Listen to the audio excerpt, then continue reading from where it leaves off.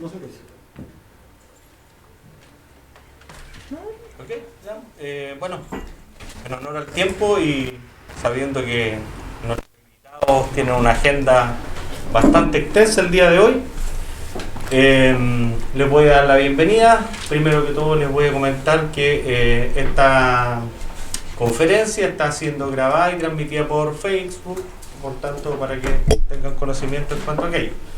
Saludar a los expositores: don Felipe Arboe Bascuñán, abogado, ex constituyente; don Carlos Astorga Pernales, asociado al Colegio de Abogados y a su vez profesor de Derecho Constitucional. Agradecer a todos los que han asistido el día de hoy en esta tercera y última ciclo que organizó el directorio del Colegio de Abogados de Chillán, que tengo el honor de presidir. Esta tercera charla denominada Diálogos Constituyentes. El interés de este colegio estar presente tanto en la comunidad jurídica como en la comunidad toda. Por tanto, poder conversar, discutir y conocer este proyecto de constitución que se vota el próximo 4 de septiembre del presente año. Así que nuevamente agradezco a quienes han comparecido el día de hoy, a nuestros invitados, y les dejo la palabra y como todos quedamos atentos a lo que hoy nos van a exponer. Muchas gracias.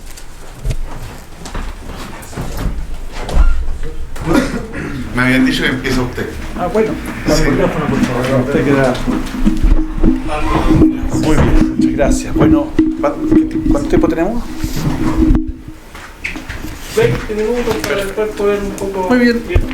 Bueno, en primer lugar, muchas gracias por la invitación. Felicitar al Colegio de Abogados. Creo que si hay algo importante de los colegios profesionales es que puedan fortalecer y promover el debate respetuoso de contenidos, particularmente en un momento tan decisivo, digamos, para el país como es la decisión respecto de un nuevo texto constitucional. Agradecer al profesor Carlos, que hoy día que vamos a compartir la mesa, y plantearle lo primero es que yo quiero distinguir la presentación en dos partes. La primera que dice relación con el proceso y la segunda que dice relación con el resultado. Respecto del proceso solamente voy a hacer una referencia. Yo, más allá de las críticas públicas que se han planteado al proceso, creo que estoy convencido, habiéndolo vivido desde adentro, que el proceso constituyente fue un proceso positivo para el país.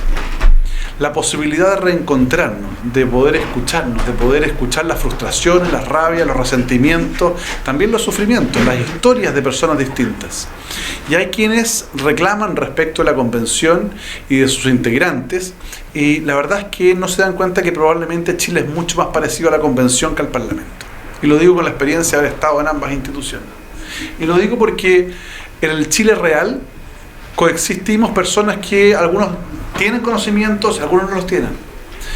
Personas con frustraciones y personas que expresan sus alegrías por los privilegios o también por las oportunidades que han tenido.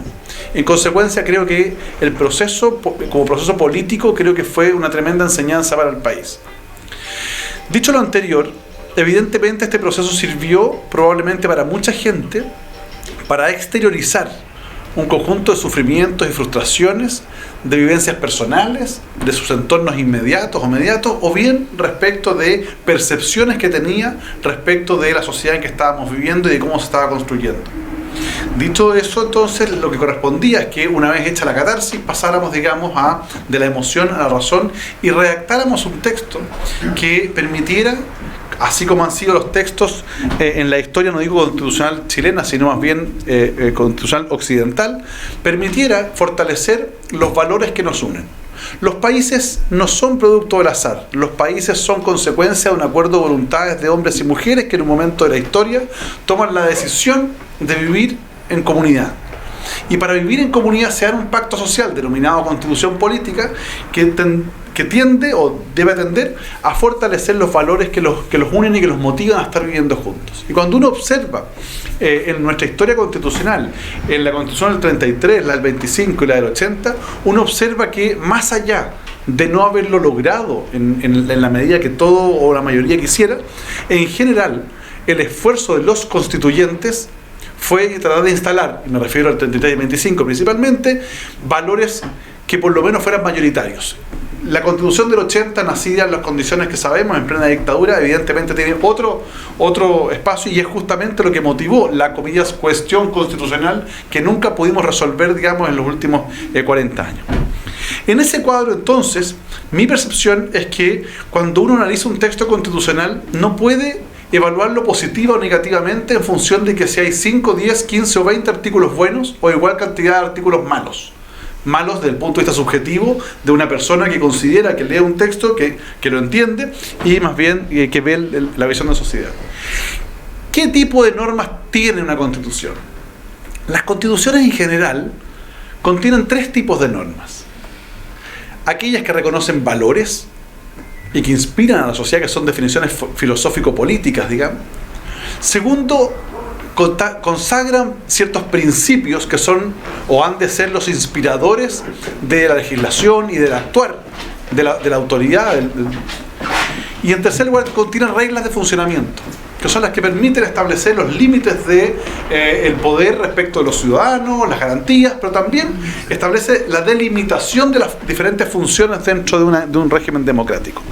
Cuando uno analiza ese texto, lo primero que llama la atención es que al hablar de valores, yo creo que hay valores muy positivos. Y lo digo, el valor de la democracia, el valor de la participación democrática, el valor del reconocimiento de nuestra diversidad, me parece muy interesante. Los valores, por ejemplo, de reconocer los derechos de la naturaleza en medio de la era del cambio climático, los valores de la importancia en materia, por ejemplo, de desarrollo de la economía digital, son elementos que me parece que son positivos. El valor del voto, el valor de la participación, ya lo dije. En consecuencia, creo que es muy importante destacar que en materia valórica hay un conjunto de elementos positivos del texto. El problema se nos produce cuando estos valores bajan a principios y bajan a reglas. Y ahí es cuando uno empieza a mirar el resultado del texto, y a mi entender es un texto que no es adecuado y correcto para el país. ¿Por qué lo digo? Primero, hace hincapié. Este es un texto que hace hincapié más que en aquello que nos une, en las condiciones que naturalmente nos diferencian. No se trata de establecer un texto que nos trata a todos por iguales, porque somos naturalmente distintos. Pero esa distinción tiene que expresarse probablemente en la nivelación para llegar a lo que se llama el principio de igualdad objetiva o sustantiva. Es decir, establecer condiciones de igualdad tanto para hombres, mujeres, pueblos originarios, migrantes, no inmigrantes. Pero de ahí a establecer que en las reglas de funcionamiento se establezca un sistema discriminatorio para el ejercicio de determinado tipo de derechos sustantivos, me parece que no es adecuado. Más bien ese tipo de diferencias se debieran haber hecho a partir de la ley y no del texto constitucional. Lo voy a plantear abiertamente. Primero, en materia de plurinacionalidad, yo he sido partidario siempre y he escrito al respecto de tener un régimen plurinacional. No le tengo miedo a eso. El problema es que el concepto de plurinacionalidad y la robustez que tenemos acá, y lo digo con total propiedad, no existe en ninguna parte del mundo. Nosotros revisamos 102 textos constitucionales, incluido Ecuador y Bolivia, que son las únicas dos que contemplan el concepto plurinacional.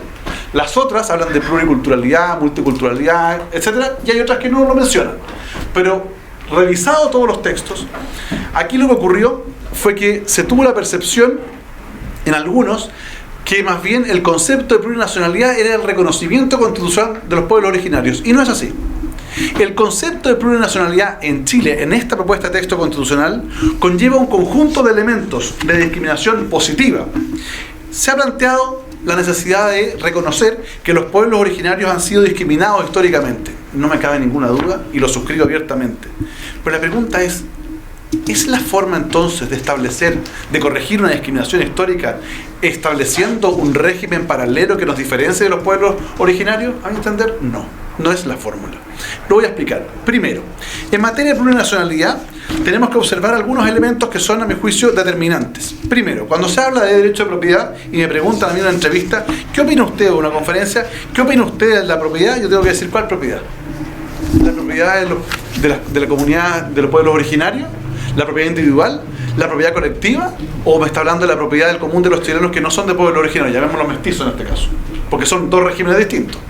Por de pronto, un ciudadano común y corriente, como cualquiera de las personas que están acá, va a tener derecho de propiedad si es que es propietario de un inmueble respecto de la construcción y respecto del terreno que está emplazado. Bueno, el mismo texto constitucional establece que tratándose de pueblo originario es dueño de la construcción, del inmueble, del subsuelo, del aire, de los derechos de agua que están o que ancestralmente pasaron por allí.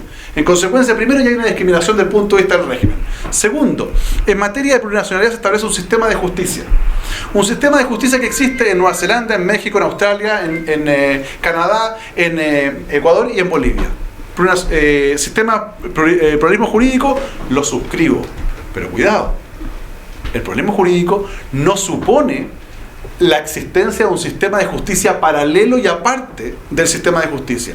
Y alguien me dijo por ahí, no, es que no va a ser así, porque le vamos a poner el límite, dijo el profesor Viera. Bueno, muy bien, estoy esperando sus límites, porque me parece inaceptable que, por ejemplo, en un proceso judicial, alguien pretenda arrastrar a un sistema de justicia de pueblos originarios a una persona que no lo es. Porque cuando uno revisa el pluralismo jurídico en otros países, lo que está ocurriendo es que se establece, por ejemplo, como un mecanismo de reconocimiento de culturas y costumbres para la resolución de conflictos de convivencia o vecindad. Pero es de una profunda ignorancia histórica pretender que los pueblos originarios de Chile van a tener un sistema de justicia común para ellos. Porque a diferencia de los aztecas, los incas y los mayas, la complicación que tuvieron los españoles para conquistar Chile es justamente que no había una estructura jerárquica y por tanto no había una ley común y no había una costumbre común. Y usted le va a decir a la comunidad a la que pertenece el señor Héctor Yaitul que acepte el fallo del lonco de la comunidad donde vive Adolfo Millagur, eso no lo va a aceptar jamás. Porque las comunidades de pueblos originarios se organizan en loft que reconocen solo sus autoridades. Ya eso era un problema, y esto lo digo no solo con la propiedad de haber estudiado los textos constitucionales, sino con la conversación profunda que tuvimos con el convencional Millagur, que me señaló, no nos interesa la justicia indígena, esto es un problema de otros, no nuestro, nos van a meter en un problema, y hoy día ellos están en un problema, y cuando usted va, como lo he hecho yo en la provincia de Arauco, Tirúa, Contulmo, Lebu, las comunidades en Los Álamos, las comunidades dicen, nosotros no nos interesa, eso es un problema, es una papa caliente para ellos, porque es desconocer la historia. Ahora bien, no se establecieron límites. Entonces el constituyente estableció que el sistema de justicia podría, y digo podría porque no es puede, podría el legislador no establecer ningún tipo de límite porque no lo dice la Constitución y por tanto ampliarlo a las materias penales. ¿Sería justo eso? No, es que se va a regir por la ley de los pueblos originarios. ¿Y qué ley? Nómbreme usted 3 leyes que haya en materia de pueblos originarios, propias. No, la costumbre. Bueno, ¿usted cree que la costumbre del pueblo mapuche es igual al pueblo pehuenche? Que no fuera conocido en la Constitución por de pronto. No es lo mismo. O el pueblo Rapanui o el de Aguita son distintos. Entonces tenemos otro tema. Pero adicionalmente se me dijo, bueno, cuando Cristian Piera me dijo, pucha, es que intentamos, lo vamos a hacer en el bloque 2 de discusión. Llegó el bloque 2, no lo hicieron. Llegó el bloque 3, presentamos la indicación. Y digo, presentamos mucha gente, porque la presentó Mauricio Daza, que hoy día está en la prueba, y Mauricio dijo, oye, por favor, limitemos esto. Fue rechazado con los votos del Partido Comunista y del Frente Amplio, y del Colectivo Socialista. Y ahí tenemos un problema. Entonces, ¿qué es lo que ocurre? Es que no tenemos un límite, y se abre una discusión que no debió haberse abierto. Si lo hubiéramos dejado cerrada, habríamos estado todos por el problema jurídico. Pero no te preocupes, porque resulta que como la Corte Suprema se la reconoce como el superior de ambos sistemas, no hay problema. Cualquier abogado, cualquiera de ustedes que ha litigado sabe que no todo juicio llega a la Corte Suprema. Perdón. Y cada vez, sobre todo en este sistema, en este proyecto constitucional, la Corte Suprema no solo no es instancia, sino que además se le reduce el ámbito recursivo para poder llegar a la Corte Suprema. En consecuencia, no todo juicio va a llegar a la Corte Suprema y por tanto no la Corte Suprema puede influir y establecer la igualdad del derecho en cada uno de los procesos. Entonces eso es una fake news instalada. Luego, en materia de plurinacionalidad también creo que es importante señalar, por ejemplo, el derecho a la consulta. Lo votamos a favor, porque el convenio 169, que es un tratado internacional ratificado por Chile vigente, establece, y me parece muy legítimo, que los pueblos originarios sean consultados cuando se van a hacer modificaciones que afecten sus derechos. Pero el 191, que esto está contemplado en el artículo 66, pero el 191 establece ya no la consulta, establece ni más ni menos que el consentimiento. Y permítanme citar, porque aquí se ha señalado algo que es completa y enteramente falso, que se dice, miren, no se preocupen, porque como está establecido en el capítulo 6, que es el capítulo relativo a las entidades territoriales, autónomas, solo rige respecto de ese punto. Perdóneme, cualquier abogado sabe que la ubicación de una norma constitucional no es determinante y no puede ser contradictoria con el tenor literal. Y el tenor literal del artículo 191 nos señala, si me dan un minuto para no equivocarme en las palabras, nos señala el tenor literal del 191, número 2, para este respecto: los pueblos y naciones indígenas deberán ser consultados y, interjección copulativa, y otorgarán el consentimiento libre, previo e informado en aquellas materias o asuntos que les afecten en sus derechos reconocidos en esta Constitución, no en este capítulo. En consecuencia, señoras y señores, cuando se habla de aprobar para reformar, yo les digo sí, aprobar no hay problema, para reformar 4/7, plebiscito, consentimiento, no consulta, consentimiento. Si usted quiere reformar esto, requiere el consentimiento porque son derechos establecidos en la Constitución. Entonces, cuando a mí me hablan que la plurinacionalidad contempla en la práctica el derecho a veto, yo no lo voy a reconocer, el derecho a veto a la comunidad de Moculcuy respecto a una decisión que puede tomar un alcalde. Sí le reconozco el derecho a ser consultado, pero no el derecho a veto, porque en ese minuto lo que estamos instalando es la objeción de conciencia. Es decir, que esa comunidad, cualquiera sea, considera que una ley no le puede regir. Y por tanto digo, no, yo sabe que esta ley no me rige. Cuando empezamos a establecer diferencias sustantivas de esa naturaleza, mi percepción es que eso no es un buen proyecto para nuestro país.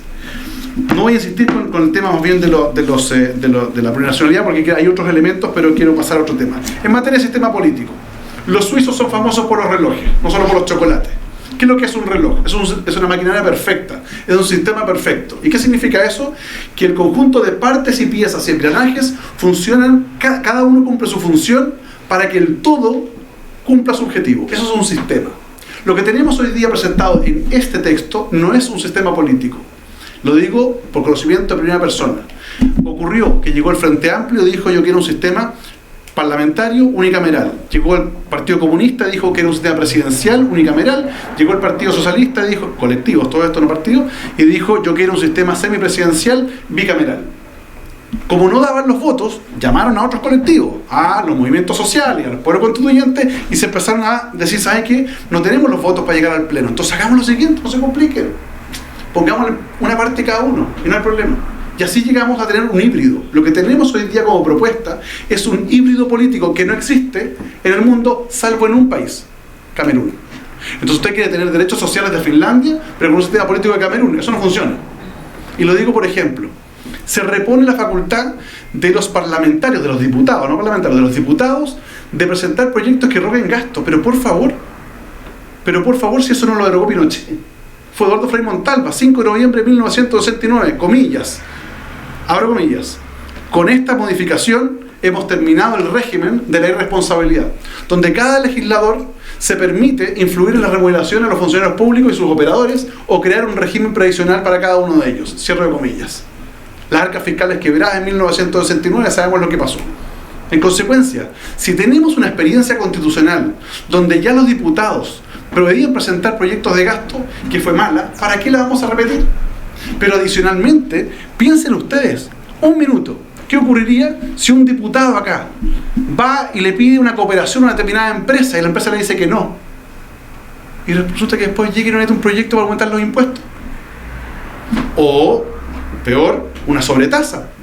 O pide un proyecto, por ejemplo, de reforma tributaria. O que si llega una empresa internacional y no quiere que le compita a la empresa del pariente, le mete un impuesto adicional. O sea, lo que estamos diciendo es que parte de la estructura del país que ha permitido un funcionamiento con correcciones es justamente que los aspectos relativos a las reglas, a los aspectos fiscales están concentrados. Oye, pero no se preocupe, no se complique, oiga, ¿para qué se complica? Si en estricto rigor lo que va a ocurrir es que el presidente tiene que concurrir, porque si no concurre, esa ley no va a poder ser aprobada.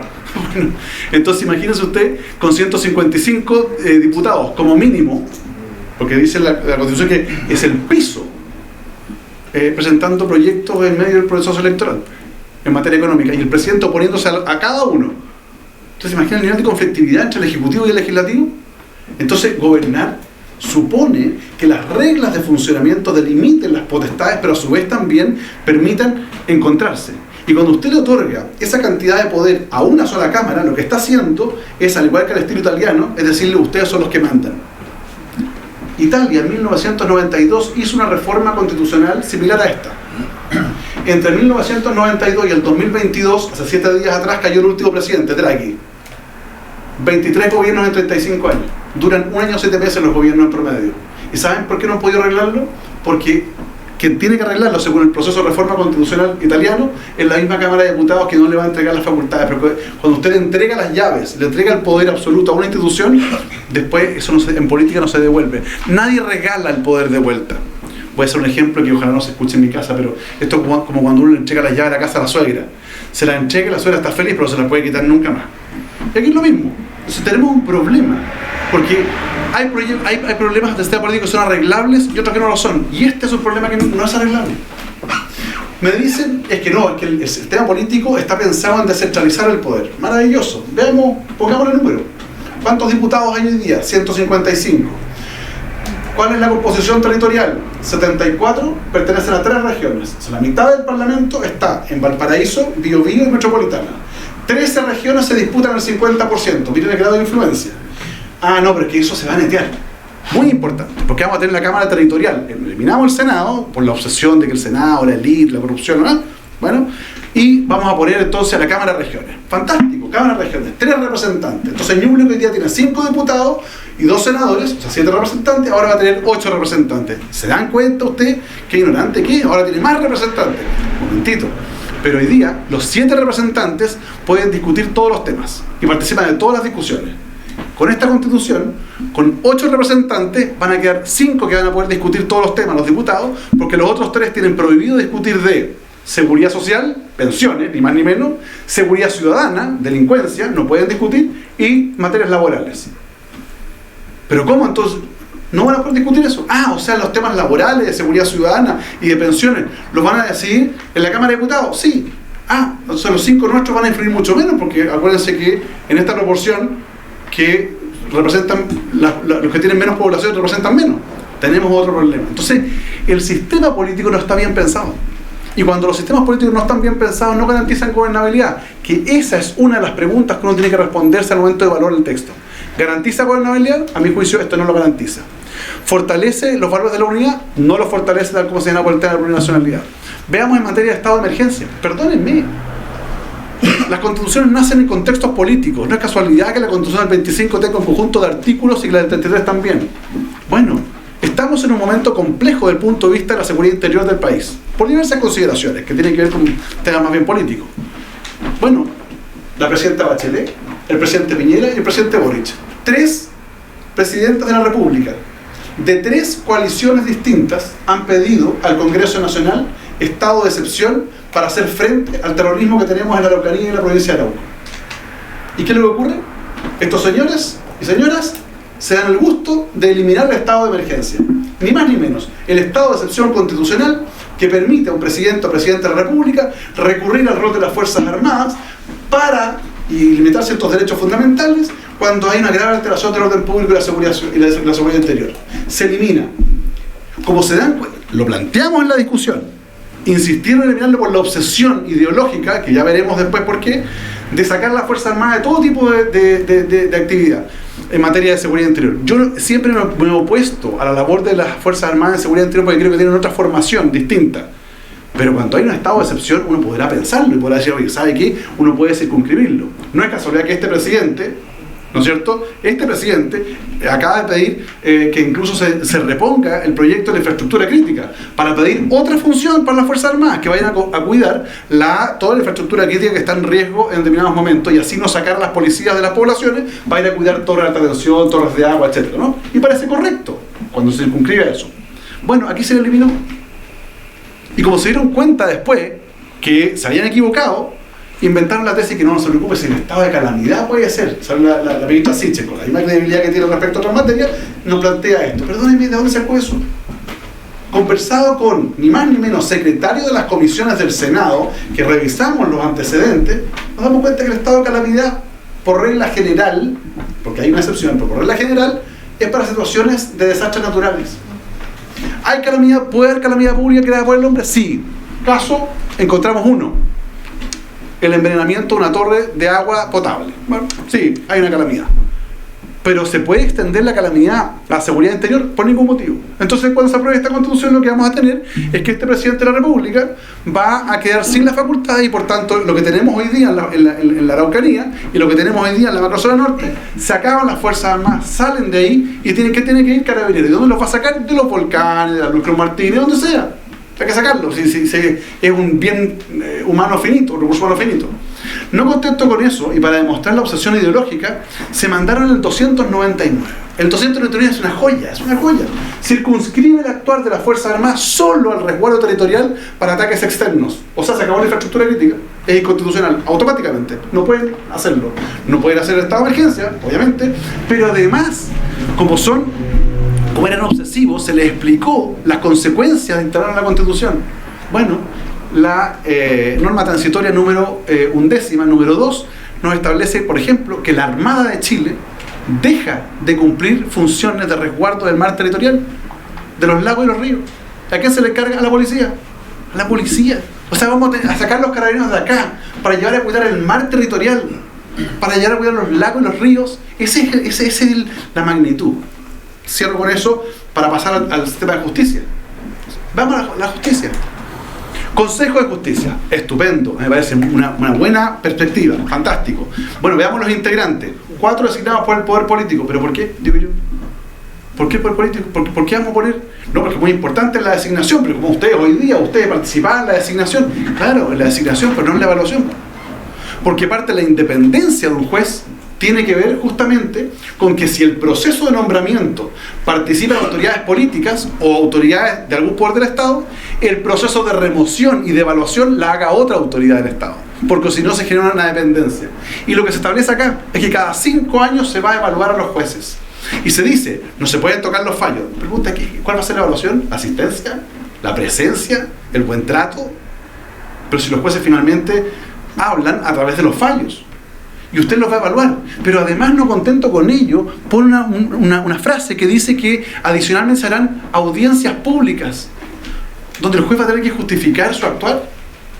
O sea, usted lo va a someter a una especie como de escrutinio ciudadano. Entonces esta lógica asambleísta de Federación de Estudiantes llega para quedarse en el Poder Judicial. Y ahora el juez entonces va a tener que no solo mirar el derecho y mirar las acciones o excepciones que deducen las partes en un juicio, sino la popularidad de su fallo. ¿Eso nos están planteando? No, quede tranquilo, porque en realidad esto es cada 5 años, pero como el periodo presidencial dura 4, el gobierno no va a influir mucho. Claro, pero un gobierno de 4 con reelección. Entonces tenemos un problema, porque un presidente que dura 8 años podría evaluar a todos los jueces. Bonus track. Se le ocurrió otra brillantez. Mire, ¿sabe qué? Como la persecución penal no está funcionando muy bien, dijeron algunos, tenemos que hacer cambio en el proceso de designación, porque está politizado el de los fiscales. Entonces se le ocurrió la brillantez, por ejemplo, para establecer que ahora ya los ministros y ministras de Corte de Apelaciones, que tienen una trayectoria judicial, no van a poder proponer a los fiscales regionales al fiscal nacional para que los designe. Entonces yo dije, a lo mejor encontraron una especie de Leonardo da Vinci, encontraron algún genio apolítico que va a poder participar de esto. Ni más ni menos que se le ocurrió, imagínese usted, los core, ahora se les llama asambleístas regionales, tienen otro pelo, pero ellos van a proponer a los fiscales regionales. ¿Por qué?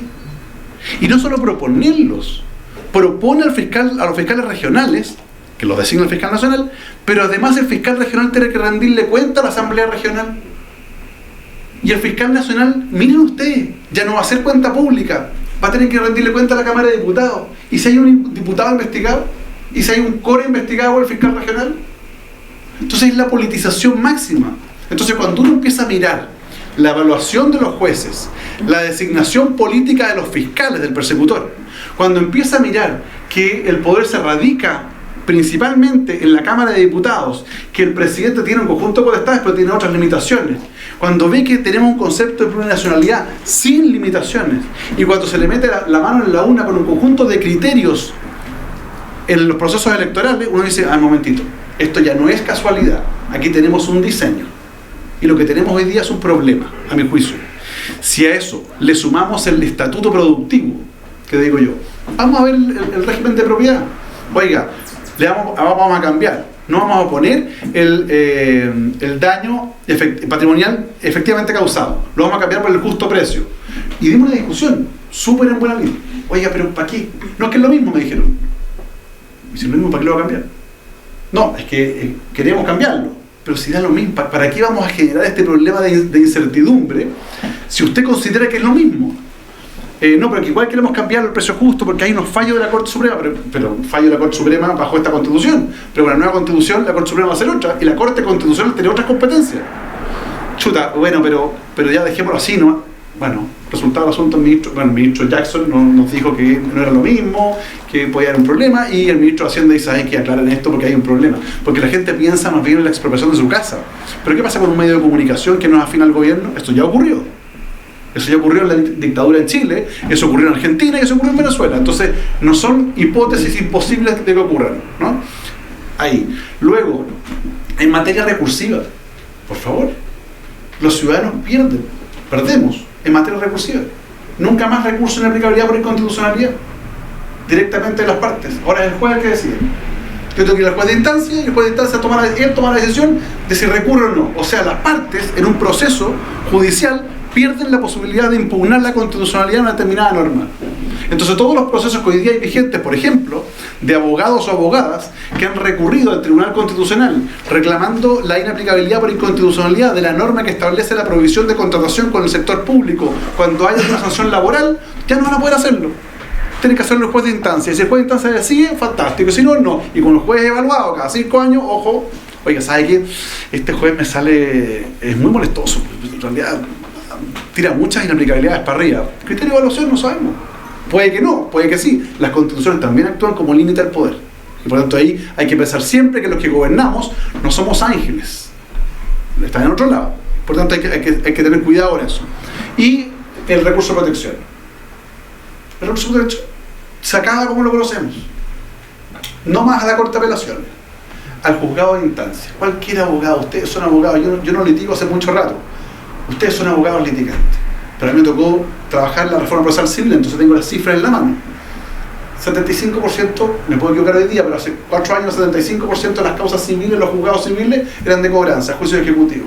¿De qué? Del retail y la banca. O sea, son agentes de cobranza en la práctica. ¿Y usted le va a meter ahí el recurso de protección? A ellos, a ese juzgado civil. Entonces, ¿qué luego ocurre? Si hoy día usted tenía un recurso de protección en una corte de apelaciones y tenía la posibilidad de que ese mismo tema se discuta en 17 cortes de apelaciones y hubiese 17 fallos distintos, bueno, ahora va a tener, no me acuerdo cuántos juzgados civiles hay hoy día, pero debe ser como 200, no tengo idea. O sea, tantas decisiones como juzgados hay. Entonces genera un cuadro que a mi juicio es muy complejo, porque usted puede tener un conjunto de derechos en los cuales yo reconozco tremendos avances. El Estado Social y Democrático de Derecho para mí es piso de cualquier texto constitucional. En materia de salud, educación, yo no soy catastrofista como algunos dicen, no, aquí un desastre, se acaba la educación particular. No es así. Mi punto es otro.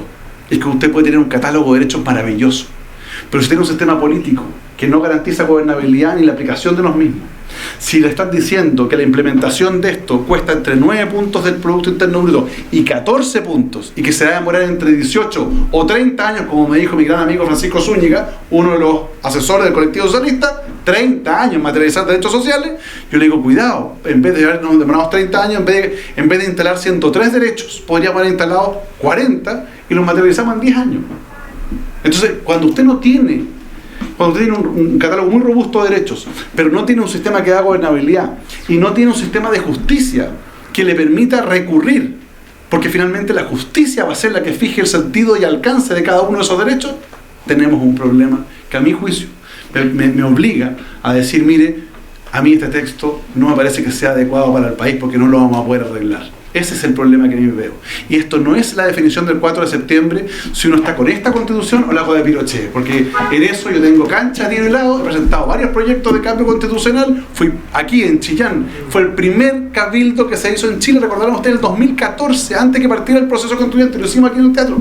Nos juntamos ahí y estuvimos todo un día discutiendo respecto de la nueva constitución que necesitábamos, antes que Michelle Bachelet hiciera los cabildos. Fuimos ejemplo, aquí y Rengo, fueron los dos ciudades donde lo hicimos, como presidente de la Comisión de Constitución. Y en el proceso constituyente presenté como indicación todo el proyecto que presentó la presidenta Bachelet de nueva constitución. Y todo fue rechazado absolutamente. Entonces, ¿saben lo que pasa? mi percepción es que aquí la gracia que tenemos es que, a diferencia de que se apruebe un texto y partamos con todos estos ripios a tratar de arreglarlo después, es que si se rechaza este texto, ya el presidente Boric, que a mí por lo menos, yo no soy de su coalición, yo ya no soy militante, pero ya el presidente Boric ha dicho: señores, si este texto se rechaza, vamos a hacer un nuevo proceso. Y yo quiero una nueva, pero buena. Muchas gracias. Gracias. Buenas tardes a todas, a todos, y saludo también a Felipe Arboe y agradezco lo que nos ha mostrado. Por mi parte, yo voy a comenzar señalando que en mi concepto el texto de la nueva Constitución, que está sujeta a aprobación desde luego el día 4 de septiembre, es un texto que recoge fielmente las aspiraciones del pueblo chileno. Del pueblo, por supuesto, no de todos, que duda cabe, pero sí de la mayoría que de alguna manera impulsó o dio lugar a que se iniciara este proceso constituyente, primero a través originariamente a través de la revuelta social, ¿cierto? Después a través, cuando se institucionaliza esto, después del 25 de noviembre, y se abre todo este proceso. Y si nos acordamos, este proceso nace recogiendo, yo soy abogado, soy constitucionalista, no soy sociólogo, pero opino políticamente también. Si nos fijamos en lo que aparecía allí, lo que aparecía era la voz de los que no tenían voz. Era la voz de aquellos que habían sido invisibilizados durante siglos. O sea, estoy diciendo, nunca se les había reconocido. Y no solamente hablo de los pueblos originarios, que también, sino también hablo de todos aquellos que no constituyen el núcleo hegemónico de esta sociedad. Hablo de la mujer pobladora, de la mujer que cuida a los hijos, a los ancianos, a los discapacitados. Hablo de las personas neurológicamente distintas, neurodivergentes. Hablo de las personas sexualmente distintas. Ninguno de aquellos había tenido ningún tipo de expresión. Y se levanta la voz de: queremos una nueva Constitución, que el sistema institucional recoge, articula de alguna manera, y se inicia todo este proceso, y se elige una convención constitucional que, como se dijo, es mucho más parecida al pueblo de Chile que lo que pudiera ser el Congreso, tanto de la Cámara de Diputados como del Senado. O sea, mucho más parecido, más divergente, más polar. Y evidentemente en su funcionamiento se mostró aquello, o sea, dificultad para entrar a funcionar, obvio, se estaban creándolo todo de la nada. Dificultad para sostener acuerdos o para llegar a acuerdos, obvio, porque estamos en un momento, Felipe señala que estamos en un momento de crisis. O sea, Chile hoy día no es una taza de leche, y la Convención Constitucional dio cuenta de eso. Pero a pesar de eso se puso de acuerdo y logró un texto que yo aplaudo, a mí me parece bien. El otro día hablaba con un profesor de Derecho Constitucional también de la Universidad de Chile, y él, demócrata cristiano, él me decía: Gerardo, porque así me decían en la universidad, Gerardo, yo a esto no encuentro nada que sea absolutamente problemático. Y yo coincido con él. Coincido con Felipe en el sentido de que pueden haber algunas cuestiones dudosas a la primera lectura, pueden haber algunas cuestiones que no nos gusten, pero creo que son tan menores, a mi juicio obviamente, tan menores, que son absolutamente no descartables, sino que el cúmulo de evidencia de que estamos a puertas de lograr implementar una mejor democracia y una democracia social, un Estado de Derecho que se preocupe no solamente de las libertades formales, sino también del bienestar real de las personas, estamos a puertas. Yo creo que este texto traduce aquello. Y entonces, y no me voy a poder hacer cargo de toda la nómina de crítica, alguna quizás aborde, pero a mí me parece que lo más sustantivo de mejora de este texto constitucional por sobre cualquiera de los que ha tenido Chile, y por cierto, de la Constitución del 80, tiene que ver precisamente con dos aspectos. El primero, y en eso coincidimos, ¿cierto?, el levantamiento, el relevamiento de todo un estatuto jurídico de los derechos sociales, económicos, culturales, que va más allá incluso, porque no solamente son derechos humanos, porque ya hablamos de derechos fundamentales, incluyendo los derechos de la naturaleza. Y hace un sistema integrado, ¿no? O sea, por ejemplo, rescata y releva la situación de los discapacitados, pero también lo que hace es establecer un sistema nacional de cuidados. Entonces, vemos cómo articula un sistema que se potencia, y eso es un mero ejemplo, pero hay muchos ejemplos como ese, en donde no solamente establece un sistema nacional de cuidado en relación con los discapacitados, con la vejez, con la niñez, sino que también reconoce el rol del cuidador, la cuidadora, fundamentalmente la cuidadora, y le asigna a aquel rol un significado económico. Esto vale dentro del PIB, y esto está calculado, ¿cierto? El trabajo doméstico y de cuidado tiene una importancia que si no se desarrollara no tendríamos la producción o el grado de desarrollo que tenemos, cualquiera que sea. No lo tendríamos. Y entonces se hace un sistema integrado donde se reconoce y se mandata al Estado para que no solamente, porque esto no es solo una mera declaración, sino que se le mandata al Estado para que busque los modos de reconocer un valor económico a aquello. Y aquí aparece, y se me viene a la cabeza, la segunda gran novedad, y buena novedad que trae este texto constitucional, y es que articula una democracia profundamente distinta a la que hemos tenido hasta el momento. Y quizás ahí, bueno, y esto es una cuestión de opción, naturalmente. Otros podrán ver en aquello que veo que está muy bueno, otros verán que está muy malo, eso es así, uno no se puede cegar, pero a mi juicio, el modelo democrático que existe y ha existido en Chile es ahí nomás, hablando en buen chileno. Deficiente, excluyente, formalista, que deja fuera la real participación de las personas. Yo siempre digo, o sea, aquí nosotros damos un cheque en blanco. Damos un cheque en blanco cada vez que elegimos a un representante. Y no es que yo esté sosteniendo que el representante vaya a ser solo un buzón. No. Pero el representante se debe a sus electores. O sea, por ejemplo,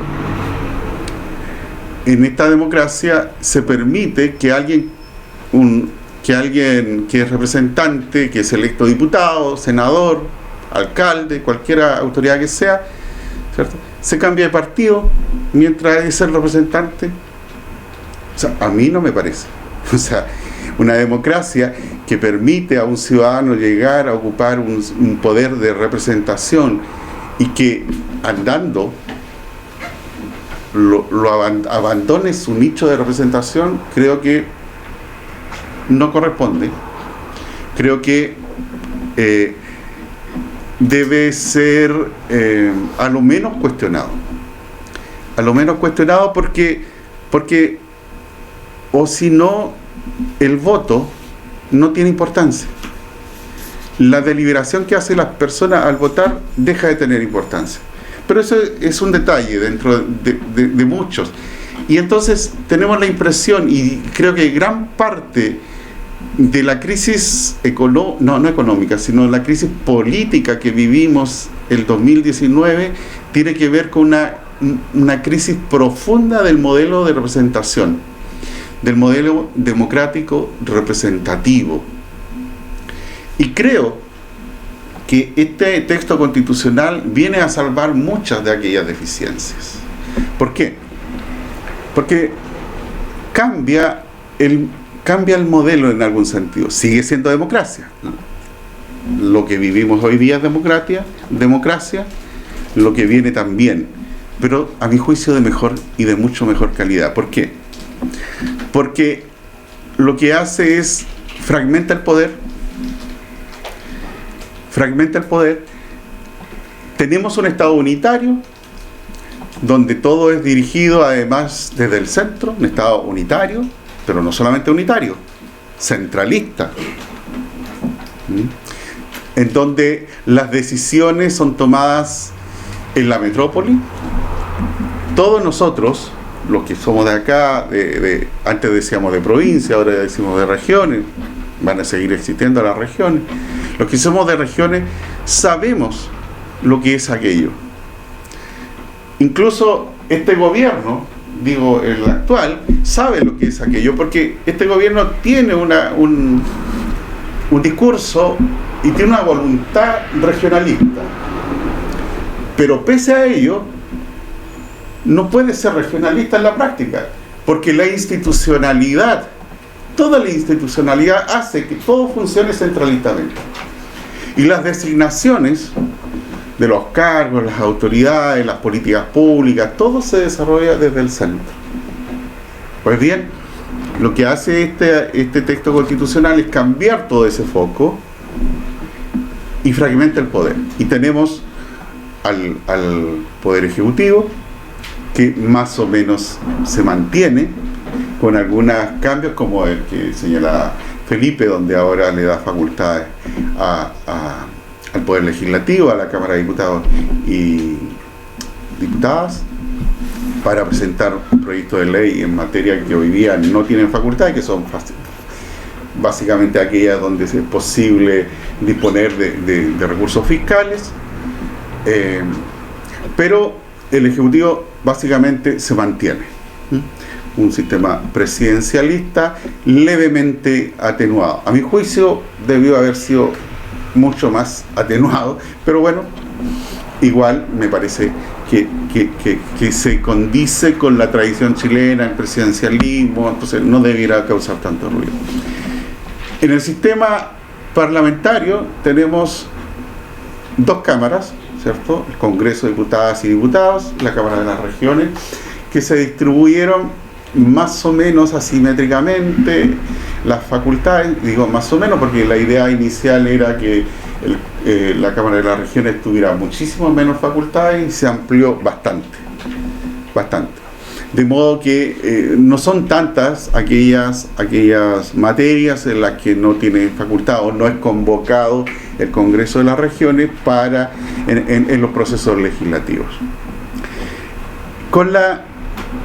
Y aquí yo creo que vale la pena relevar lo importante que es esto, porque tenemos ahora una Cámara que es el Congreso de Diputadas y Diputados efectivamente proporcional, que da cuenta de este Chile unitario, elegidos en proporción. Y tenemos una Cámara de las Regiones territorial, donde los territorios, cada uno elige a lo menos a 3 representantes. Tres parejos, todos parejos, sí. Situación que hoy día en el Senado más o menos, porque igual, aunque eligiera, igual había una gran desproporción, ¿no? en el sistema del Senado hoy día. Entonces, todos parejos y que con una raigambre, la voy a llamar yo, regional, que a mí me parece auténtica. O sea, los requisitos para ser miembro de la Cámara de las Regiones, ¿cómo se le llamaría a ellos? Camareros regionales. Para los representantes regionales son, en verdad, son bastante exigentes, digamos, como para no lograr entrar por la ventana, ¿cierto?, de venir de Santiago y entrar por la ventana a la región de Ñuble o a cualquiera otra que sea. Entonces,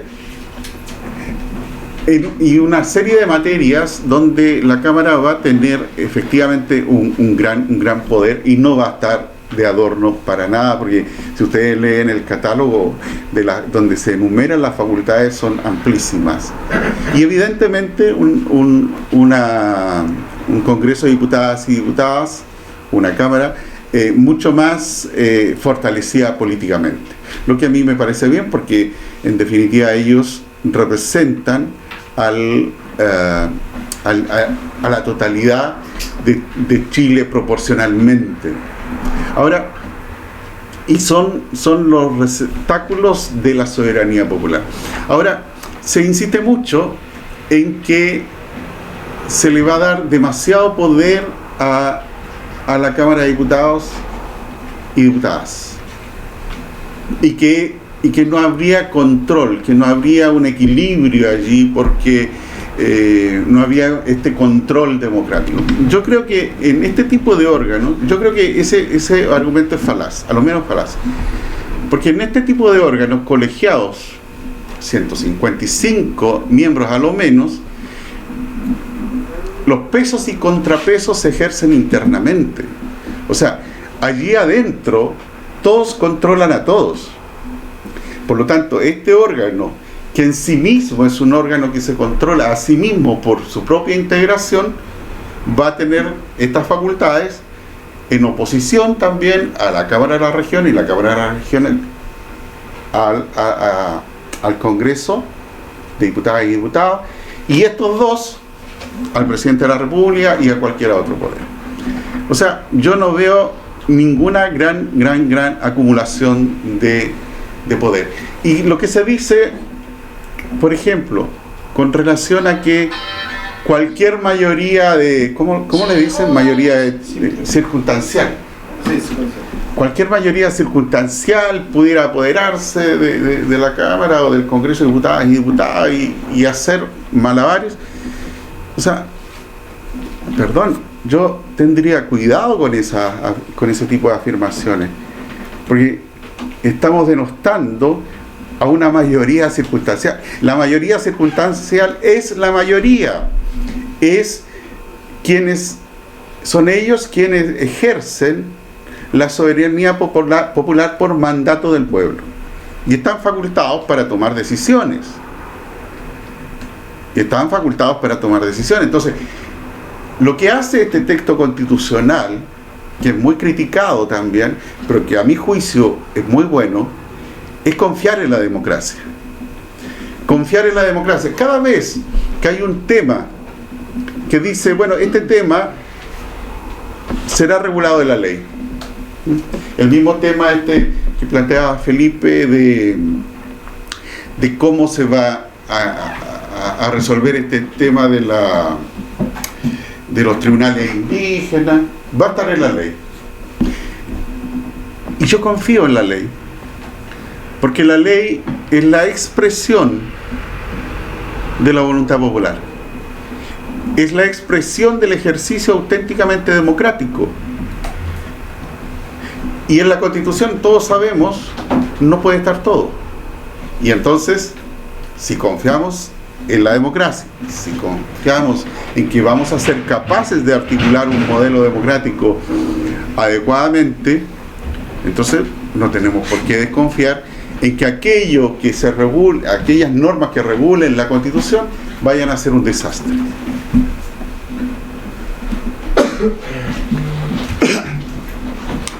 Luego, Entonces, mi tesis es que se fragmenta el poder. ¿Y cómo además? Porque se crean las asambleas regionales. Las asambleas regionales que se tendrán que, junto con el gobernador, que era el gobierno regional, que tendrán que darse un estatuto regional, que tendrá que ser coherente naturalmente con la constitución política de la República. Y estas asambleas regionales tendrán facultades bastante importantes que generan y aseguran la autonomía de la región. Distinto a lo que hoy día ocurre, en que los CORE, en definitiva, no tienen mucho poder, porque lo único que hacen es moverse dentro de un plano muy restringido, no solamente, y por supuesto presupuestariamente muy restringido, pero que en definitiva no tienen mayores facultades. Las asambleas regionales sí van a tener muchas facultades. Y hay una especialmente que me agrada porque de alguna manera ejemplifica el cambio de paradigma que hay en el tipo de democracia que se construye.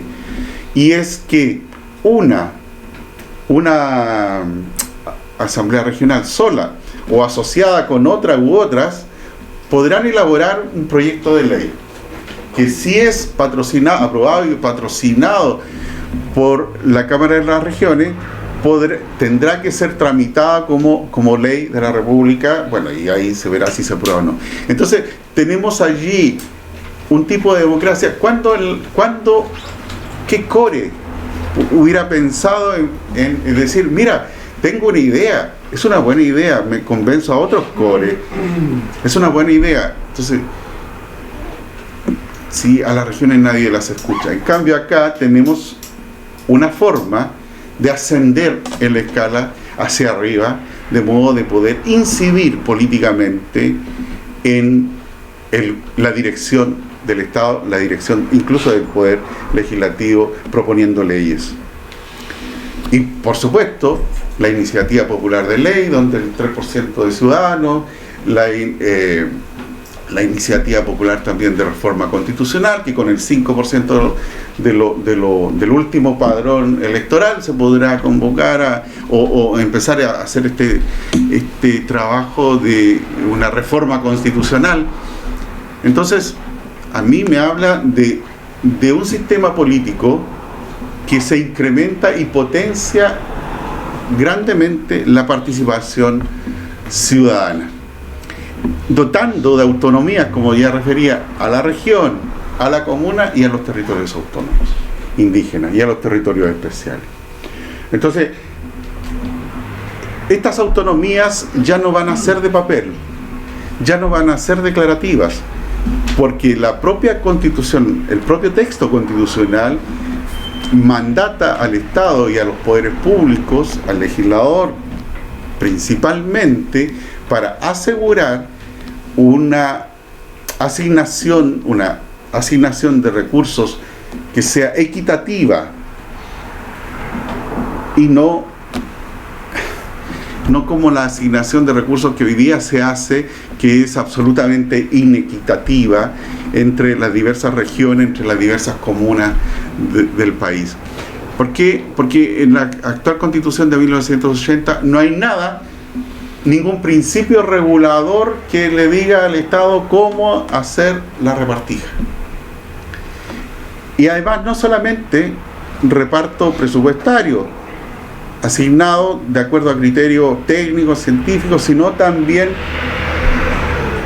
establece que será la ley la encargada de establecer el ámbito de competencia en muchas materias, de modo que todo esto esté dotado de autonomía.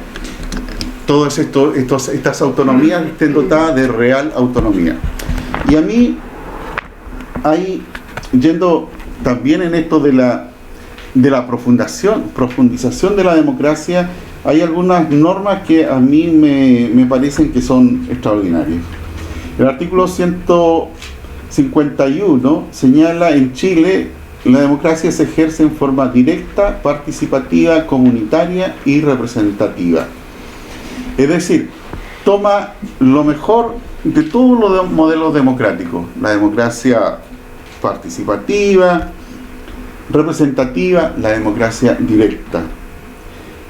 Y a propósito de democracia directa, la Constitución establece en el 152, número 3, la ley, nuevamente confianza en la democracia, la ley regulará la utilización de herramientas digitales en la implementación de los mecanismos de participación establecidos en esta Constitución y que sean distintos al sufragio, buscando que su uso promueva la más alta participación posible en dichos procesos, al igual que la más amplia información, transparencia, seguridad y accesibilidad del proceso para todas las personas sin distinción. Entonces, hay una voluntad verdadera y se crean los canales, o se mandatan más bien, se mandata al mismo Estado para que cree los canales efectivos de absoluta participación incidente.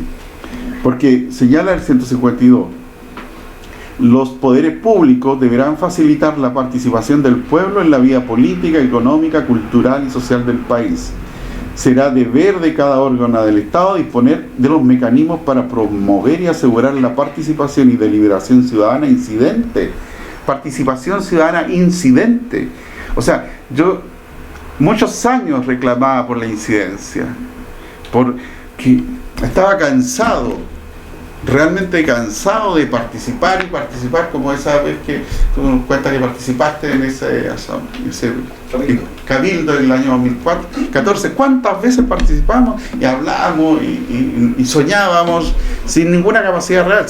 Ahí sabíamos que no. Pero ¿cuántas juntas de vecinos se reúnen? ¿Cuántos sueños desperdiciados? Porque no se establecen las formas en que esta participación ciudadana sea incidente, es decir, que tenga, no es que sea obligatoria, lo incidente no es que sea obligatorio, lo incidente es que sea tomada en cuenta, que se arbitren los mecanismos, los dispositivos para que aquella opinión sea tomada en cuenta. Como cuando, por ejemplo, recuerdo cuando se hizo este ejercicio democrático por la convención que se llamó a la ciudadanía a presentar proyectos, ¿cierto? Entonces, lo acostumbrado era que nos devanáramos los sesos haciendo algo, lo mandáramos y quedara en una caja negra si se tomó en cuenta o no. Lo que ocurrió ahora fue un poco mejor, por los tiempos seguramente no fue mejor todavía, pero por lo menos estuvieron obligados a iniciativa por iniciativa ir dándole trámite. Entonces, estamos en presencia de un proceso donde la participación es incidente. Luego, creo que si hay alguna, y de hecho no hay nada perfecto en el mundo, pero si hay alguna cosa que mejorar, la propia Constitución establece los mecanismos de reforma constitucional. Hasta establece, como les decía yo, la iniciativa popular de reforma constitucional. Y esto no está escrito en piedra, es parte de un proceso político. Creo que este texto constitucional se adscribe a un movimiento ascendente de profundización democrática en Chile, y que creo que votar su rechazo, más que ayudar a tener otro texto constitucional mejor que este, yo no lo creo, porque en definitiva quienes están haciendo esa promesa, y aquí me disculpará Felipe, que es la derecha, son los sectores conservadores de este país, están haciendo la promesa públicamente de que si se rechaza este texto constitucional, lo que viene, ¿cierto?, es otro proceso constitucional, porque ahora sí que tienen ganas de cambiar la Constitución de 1980, y yo no les creo. No les creo para nada. Creo no. Toda su historia da cuenta de su capacidad obstruccionista. Son buenos haciéndolo. toda su historia da cuenta de que muchas veces no cumplen aquello que dicen.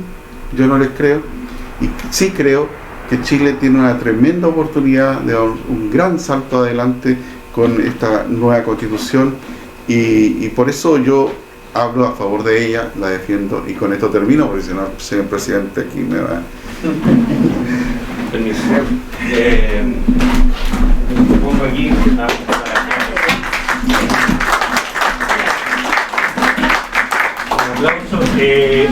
En honor al tiempo, no sé si Felipe quiere replicar algo para que después, o agregar unas últimas palabras, y después si hubiera alguna pregunta que nos puedan transmitir lo mismo a Don Carlos. Replicar yo creo que hay una mirada divergente respecto de cómo vamos a enfrentar esta propuesta. Yo no tengo ninguna observación respecto del capítulo de participación democrática, que parece fantástico. Creo que de hecho la crisis que tenemos hoy día en Chile tiene que ver con la democracia representativa, no solo de Chile. Tiene que ver con la corrupción digital, esto partió de la primavera árabe, siguió en Francia, siguió en Inglaterra, siguió en España, en Estados Unidos, y bueno, tenía que llegar a nuestro país y llegó. Y eso es lo que ocurre. Lo que me llama la atención, digamos, es que se plantee como un texto positivo cuando los mecanismos de solución de controversias y de delimitación de las estructuras de poder son, tal como se ha señalado, producto de una negociación y no producto de una buena reflexión respecto de sistemas políticos. O sea, el solo hecho que nos decía el profesor Astorga, que la Cámara de Regiones en el proyecto original haya tenido mucho menos facultades y después se la hayan ampliado, revela que no había una visión, sino que, mire, ¿sabe qué? Para que se apruebe esto, pongámoslo un poquito más. Entonces tenemos un sistema que, insisto, es un híbrido, y aquellos que hemos estado en la estructura decimos, cuidado, esto puede ser complejo, esto puede no funcionar. Y si puede no funcionar, por lo menos yo no estoy disponible para ponerle mi firma ni mi garantía a eso. Ahora, respecto de la derecha, yo no voy a hacerme cargo, digamos, de lo que ellos opinen o no.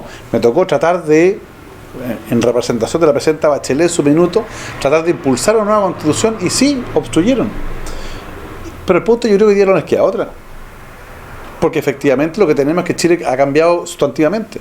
Y por tanto, después del estallido social no me cabe ninguna duda, yo no tengo ninguna duda de que cuando el presidente Boric convoque a un nuevo proceso constituyente, los votos van a estar para estar de este lado. Eso no tengo ninguna duda. Y lo digo ¿por qué? Porque no se olviden ustedes que el 15 de noviembre, cuando estábamos algunos instalados en la sede del Congreso en Santiago, tratando de sacar adelante un acuerdo para que no se cayera la democracia, yo no voté por Piñera, no habría votado jamás por Piñera, bueno, teníamos al Partido Comunista en pleno disparándonos desde afuera, diciendo que esto era ilegítimo, que no teníamos que aprobarlo, que ellos no iban a concurrir a un plebiscito. Cuando instalamos la mesa de conversaciones, se bajaron, y luego pues yo estaba ahí sentado, se bajaron, no quisieron participar. Entonces, bueno, yo creo que a todos hay que darle el derecho a reivindicarse. Así como el Partido Comunista después entendió que el plebiscito era el camino, que el 80% dijo estamos de acuerdo, y se subieron al proceso y participaron, bueno, también yo creo que a todos hay que darle el beneficio de la duda. Y mi percepción es que tenemos una oportunidad para avanzar en un texto bueno para Chile. Para plantearlo de otra forma, cuando se dice aquí se va a descentralizar el poder, eso no tiene ninguna lógica. Uno podrá tener un elemento de un capítulo, pero perdónenme, hoy el gobierno regional, hoy día, cualquier persona que conozca de gobierno de administración regional sabe que cuando el señor Óscar Crisóstomo presenta un proyecto de financiamiento al CORE y el CORE lo aprueba, para que ese proyecto pueda ejecutarse, la construcción de una escuela, tiene que irse el oficio a la Subsecretaría de Desarrollo Regional que está en el Palacio de la Moneda. El subsecretario la firma cuando quiere, podría, si el gobernador regional es de otro sector político, lo puede guardar abajo. Pero después de eso se va a lo que se llama la asignación presupuestaria, que cruza la vereda, Teatino 120, piso 7, Ministerio de Hacienda, piso 11, al Ministerio de Hacienda. Y después de eso, vuelve para que lo pueda ejecutar. Bueno, eso no se cambia. Entonces, ¿saben qué? A mí no, yo que años en el gobierno, no me vengan con el cuentito de la centralización, pero cuando se les planteó que eso hay que cambiarlo, no, es que la estabilidad fiscal, no, pues es que si vamos a hacer descentralización, hagámoslo. O por ejemplo, en la indicación que se presentó en su minuto, que dijimos, a ver, estamos hablando de desigualdad de financiamiento municipal, yo les invito a hacer una indicación, hagámosla en conjunto, aprobémosla. A mayor pobreza, mayor financiamiento, porque yo quiero que la comuna de Ningüe tenga más financiamiento que Vitacura. porque a los habitantes de Vitacura de que les sirve la municipalidad para renovar el carnet de manejar, pues, nada más. Pero al de Ningüe, al de Los Álamos, oye, ahí está el plástico cuando se le inunda la casa, ahí está la educación, la salud, ahí está todo. No, es que nosotros que el fondo como municipal, no, pues que es un panador. Entonces cuando a mí me vienen con el cuento de la descentralización y se les dijo que avanzáramos mucho más y no quisieron, entonces yo digo, el problema es otro. El problema es que no estaba eso en el objetivo, sino que más bien había un determinado diseño que hay que entender no es el adecuado. Y respecto, y ahí me pongo el gorro, me pongo el sombrero cuando dicen los que se cambian de partido. Churchill tiene una frase muy sabia que dice: prefiero traicionar a mi partido por defender mis principios que traicionar mis principios por defender mi partido. Y por tanto, yo creo que es tremendamente legítimo. Y lo que dice el profesor sería muy lógico plantearlo en un sistema como el español, donde la gente vota por partido, no por persona. Y el partido ordena la lista, y si se desordena, sale. Nosotros planteamos en la discusión del sistema político el fortalecimiento de los partidos políticos, no de estos, de los partidos políticos. ¿Qué se nos dijo? No. No hay una palabra que mencione partidos políticos. Habla de organizaciones políticas. ¿Por qué? Por lo que estaba detrás era validar los movimientos sociales como estructuras políticas. Los movimientos sociales, muy válidos, es una cosa, y los partidos políticos es otra. Una democracia sin partidos políticos fuertes, sólidos, estables, que estén vinculados a la ciudadanía, es una democracia débil. Y lo que nos está pasando hoy día en Chile es que justamente tenemos ese problema. Que tenemos un presidente de la República, hoy día, y ayer, que tiene que andar mendigando persona por persona en la Cámara de Diputados, porque la atomización de la política ha generado la creación de caudillos en vez de estructuras más sólidas a los cuales se les pueda exigir determinado tipo de rendición de cuentas. Y por último, para terminar, yo vuelvo a insistir, creo que las palabras del presidente de la República han sido muy tranquilizadoras. Él ya ha dicho que va a convocar un nuevo proceso y por tanto no me cabe ninguna duda que de triunfar el rechazo, que es lo que yo creo que va a pasar por lo menos en nuestra región, en esta región vamos a tener, digamos, un nuevo proceso y espero tener un buen texto que parta del principio del Estado Social y Democrático de Derecho, que parta de la experiencia que está acá, porque hay cosas muy positivas. Si los textos no son ni buenos ni malos en su conjunto, hay cosas buenas y cosas malas, y acá hay cosas muy positivas, y tenemos que replicarlas y ayudar a ese nuevo proceso para que saque adelante, pero sacar aquello que nos puede generar un problema serio de gobernabilidad, que a mi juicio es el principal problema que estamos hoy día enfrentados como país. Gracias. Yo solamente quisiera decir que confío profundamente en nuestra capacidad como país para afrontar desafíos. Creo que hay muestras de aquello. Nuestra capacidad de salir airosos y también de adaptarnos a las nuevas circunstancias. Nos cuesta a veces un poco. Y a veces, y hay muchos ejemplos en el cual el derecho actúa también.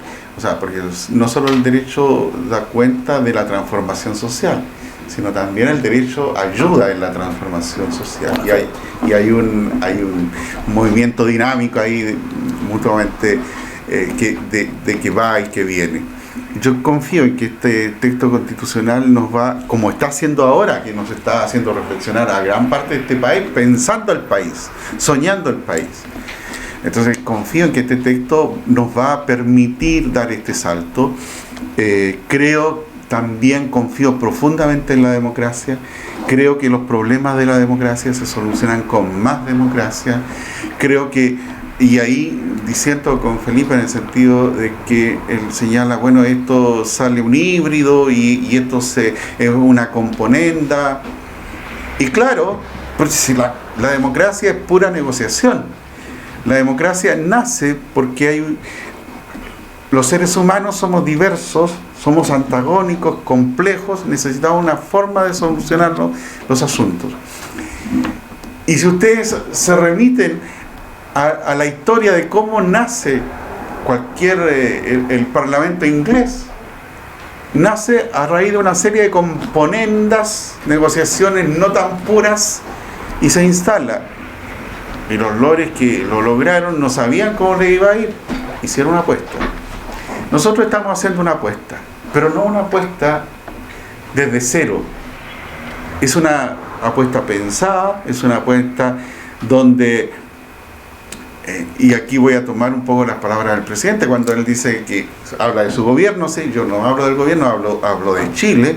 Él dice, estamos parados en hombros de gigantes. Nosotros estamos parados en nuestra historia, en lo que hemos logrado ser y construir.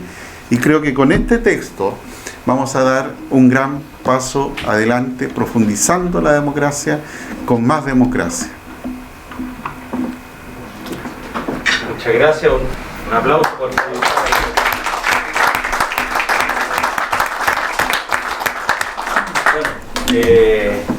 nuevamente gracias. En honor a la agenda de nuestros invitados, yo creo que nos quedan muchas preguntas, interrogantes, pero sí ha sido las palabras que ustedes nos han podido entregar el día de hoy muy fructíferas, y sea cual sea el resultado del día 4 de septiembre, por cierto que al día siguiente todos vamos a estar detrás de hacer crecer este país y que sea que podamos salir adelante con unidad. Así que, bueno, en nombre del gremio, del Colegio de Abogados, les doy las gracias. Don Felipe tiene una invitación ya próximo a salir, lo mismo don Carlos. No sé si dan algún espacio para una pregunta, no sé cómo. Bueno, lamentablemente hubiéramos querido avanzar mucho más allá, pero bueno, se agradece, y para quienes se quedan hay un pequeño cóctel para ellos. Gracias.